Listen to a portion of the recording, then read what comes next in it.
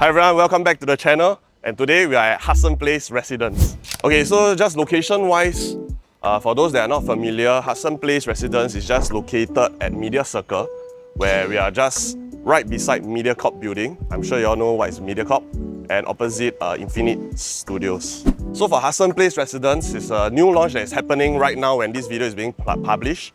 Total number of units is 327 units, with 2 blocks. Highest floor will be level 23, and another block highest floor will be level 15. So as you can see where we are located at, where we are filming at right now, we are just opposite the actual site. We are actually on the actual site, and the show flat is just opposite the actual site. So just to mention, so there was a launch that happened last year by the same developer, Qingjian, called Bloomsbury Residence, which is on the actual site. It's just beside over here. You can see that they have already started to build the foundation up right now already. Okay, so one interesting fact, right, is Hudson Place Residence and Bloomsbury are from the same developer. And in fact, Hudson Place Residence, the developer managed to bought this land at cheaper than Bloomsbury. They managed to bought this land at 1037 PSF per plot ratio, as compared to Bloomsbury, which is at 1191 per square foot per plot ratio. So will they be launching and selling you at a cheaper price, 10% cheaper?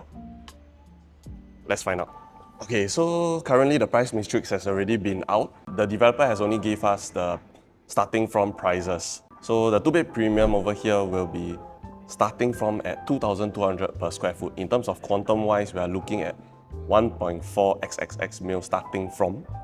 The 3-bedroom will be starting from 2,300 per square foot, which will means that it will start from 2 million onwards. And then for the 4-bedroom premium, we are looking at starting from 2,400 per square foot onwards. And then the starting from prices will be 2.7 million. Based on these developer starting from prices, my own gauge will be that average prices will be around 2,500 per square foot thereabouts. So how does that compare to Bloomsbury Residence, which is already 90% sold? Looking at this transaction, the past transaction, the average prices are also around at 2,500 per square foot. Okay, so just to have a comparison between both, they are side by side. Both are harmonized project by the same developer. However, even though that Bloomsbury Residence right now is 90% sold, right? But during launch day, do you know that it is only 25% sold? So maybe, okay, so why, right? Why? That's the question. Personally, I think is maybe at that point of time, people feel that this location, they are not used to it, they cannot foresee the transformation. Because currently mostly it's commercial buildings, and then if you come here at night, there's actually not much thing because everything is closed, all the food, there isn't much eateries and stuff. And also in terms of location, we are not close to MRT as well. It's a walking distance of around more than 1 km to your nearest MRT, which will be One-North MRT.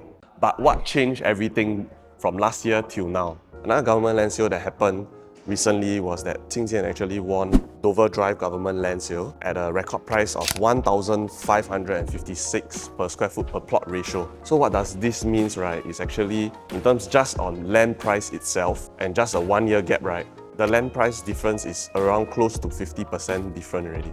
They bought their cost price, the land price at 50% higher. It also means that for the developer, the break-even price is higher as well. So in terms of the launch price, will be even higher. Estimated will be roughly about 2,700 per square foot just for the developer break-even. And if they were to launch it at maybe 10 to 20%, that means they will be selling at least 3,000 to 3,300 per square foot in the future. And then also in terms of what is happening in the present, I think 2 examples that I would like to give will be, one will be Penrith.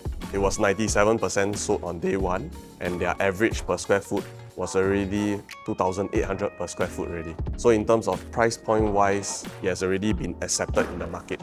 Another example will be Vela Bay, which recently happened, is outskirts towards at Bayshore MRT. It was 70+% sold, and the average price was already at 2,886 per square foot.